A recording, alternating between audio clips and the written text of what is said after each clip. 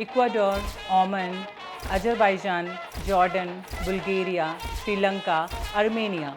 अरे ये तो बस कुछ कंट्रीज़ के नाम हैं।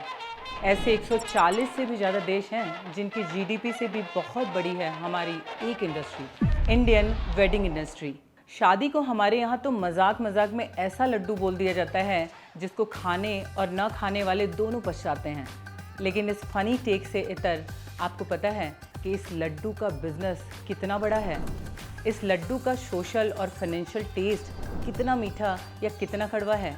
तो आज हम घुसेंगे इसी लड्डू के मार्केट में। हमारे बिग फैट इंडियन वेडिंग में बिग फैट क्या है, कैसा है इसका इम्पैक्ट और कहाँ बनाना है हमें बैलेंस, ये सब समझेंगे। आप इस वीडियो के लास्ट तक बने रहिएगा। हमारा वादा है आप चौंकेंगे भी और समझेंगे भी।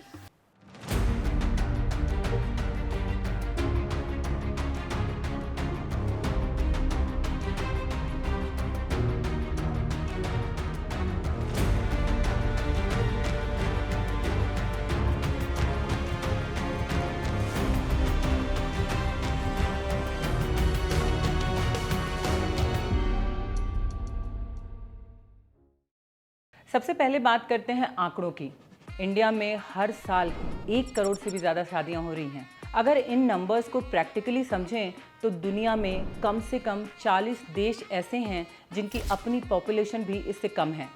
यानी पूरे देश में इतने लोग नहीं हैं जितने हर साल यहाँ शादियाँ कर ले रहे हैं।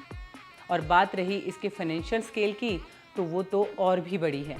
इंडियन वेडिंग इंडस्ट्री लगभग 10.5 से 11 लाख करोड़ रुपए की इंडस्ट्री है। डॉलर्स में देखें तो 130 बिलियन डॉलर्स के आसपास। अमेरिकन वेडिंग इंडस्ट्री की लगभग डबल और चाइना से लगभग थोड़ी ही कम।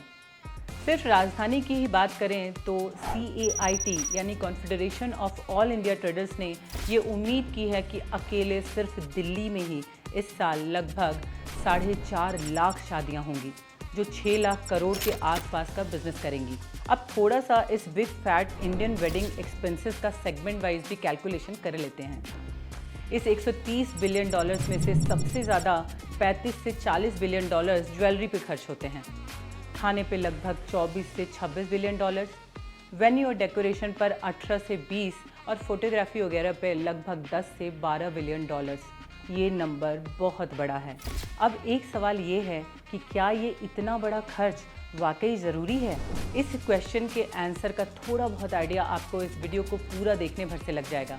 क्या कोई मिडिल ग्राउंड हो सकता है, ये भी हम देखेंगे, लेकिन आपको बस वीडियो में अंत तक बने रहना है।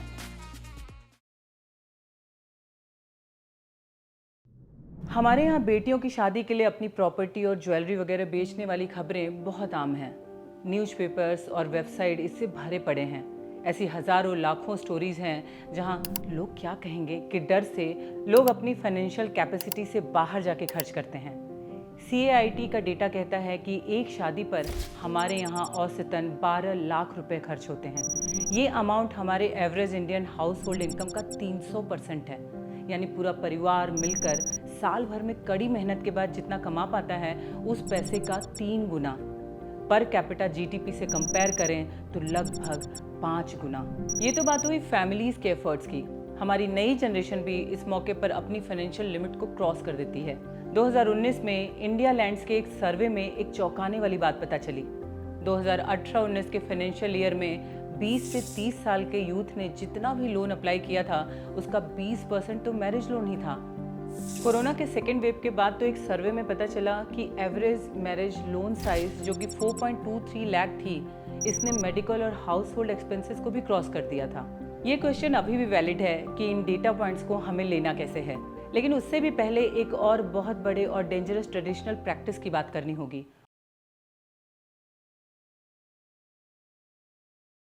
दहेज के लिए बहुओं को मार देने, जला देने जैसे सेंसिटिव रिपोर्ट्स और न्यूज़ आर्टिकल किसने नहीं पढ़े होंगे। मैं ये सब फिर से बता के ये स्क्रीन न्यूज़ आर्टिकल से भर के इसको और सेंसेशनल नहीं बनाना चाहती हूँ। मैं चाहती हूँ कि इसके इम्पैक्ट को हम समझें। दोस्तों, दहेज तो इलीगल है द डाउरी प्रोहिबिशन एक्ट 1961 के आने के बाद से ही, लेकिन एक डेंजरस डेटा का पता हमें वर्ल्ड बैंक की एक रिपोर्ट से चलता है। 1961 यानी जब से ये एक्ट आया है तब से लेकर 2008 तक हुई सारी शादियों में से 95% में दहेज लिया और दिया गया। ये डेटा भी वर्ल्ड बैंक ने भारत के ही REDS यानी रूरल इकोनॉमिक एंड डेमोग्राफिक सर्वे से ही लिया था। एक और रिपोर्ट जो कि NCRB ने पब्लिश की, उसको देखें तो अकेले 2022 में 6,450 दहेज हत्याएं भी रिपोर्ट हुई हैं। और ये तो सिर्फ वो हैं जो रिपोर्ट हुई हैं। दोस्तों, ये इम्पैक्ट तो उन औरतों महिलाओं पर है जो इस दुनिया में हैं। डावरी जैसे रिग्रेसिव प्रैक्टिस ने आगे पैदा होने वाली बच्चियों को भी नहीं छोड़ा है। पिछले 2 डिकेड्स में 90 लाख बच्चियां जन्म लेने से पहले ही गायब हो गई हैं। फीमेल इन्फेंटिसाइड के साथ साथ चाइल्ड मैरिज भी इस सिस्टम की उपज है। नॉर्मली एज ज़्यादा होने पर डाउरी की डिमांड भी ज़्यादा होती है, इसलिए देश के बहुत से हिस्सों में बच्चियों को कम उम्र में ही ब्याह दिया जाता है। ऐसे और भी सोशल साइकोलॉजिकल इम्पैक्ट्स हैं जिन पर हमको बात करनी ही होगी, लेकिन उसके लिए हमें आपका टाइम और साथ चाहिए। आगे हम इस पर और डिटेल में चौंकाने वाले रिपोर्ट्स के साथ एक वीडियो ज़रूर बनाएंगे।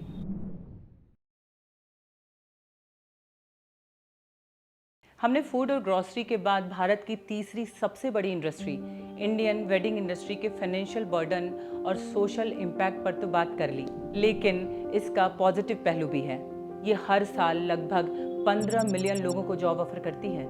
इसमें cameraman, wedding planner, caterers, decorator से लेकर makeup artist, hair stylish, musician, हर कोई इन्वॉल्व है।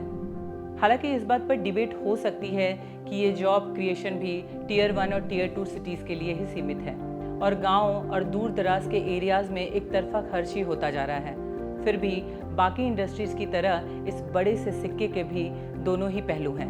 हमारे यहाँ शादियाँ एक ही साथ पर्सनल, सोशल, फाइनेंशियल, साइकोलॉजिकल बहुत सारे चॉइसेस का हिस्सा हैं। कोई शादी करना चाहता है तो कोई नहीं करना चाहता, तो कोई छोटे स्केल में करना चाहता है तो कोई 12,000 करोड़ रुपए खर्च करके।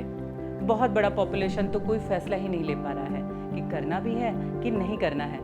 इन सारी बातों का अपना इम्पोर्टेंस है, लेकिन इसके फाइनेंशियल और सोशल इम्पैक्ट को बिना देखे और बिना कोई लाइन ड्रॉ किए हम और फंसते चले जा रहे हैं। इस वीडियो में मैं आपको कोई कंक्लूजन देने नहीं आई हूँ, बल्कि एक बहुत ज़रूरी क्वेश्चन को डिबेट के लिए ओपन करने आई हूँ। आने वाली जनरेशन के चैलेंजेस के बारे में हम बिना बात किए नहीं रह सकते। मैं चाहती हूँ कि अगली बार जब आप कोई रील देखें या वीडियो देखें जिसमें धूमधाम से शादियाँ हो रही हैं, तो आप भी उनकी खुशी में शामिल ज़रूर होइए, लेकिन उसके पीछे छिपे कई सारे परिवारों के फाइनेंशियल और सोशल बर्डन को भूल न जाइए। दोस्तों, वीडियो के खत्म होने से पहले आपसे रिक्वेस्ट है कि हमको हौसला देने के लिए इस चैनल को सब्सक्राइब ज़रूर करें। आपका एक क्लिक हमें ऐसे और ज़रूरी मुद्दों पर सोचने और बोलने के लिए एनकरेज करेगा। लास्ट में मुझे हरिशंकर परसाई जी की एक लिखी लाइन याद आ रही है, देश की आधी ताकत लड़कियों की शादी करने में जा रही है। क्या ऐसा वाकई है? आप बताइए। ये क्वेश्चन हर किसी के लिए ओपन है और सबके अपने माइंडसेट से ही सॉल्व होगा, तभी इसका रिजल्ट सोसाइटी में दिख पाएगा, क्योंकि आप अच्छे से समझते हैं कि माइंडसेट इज़ एवरीथिंग।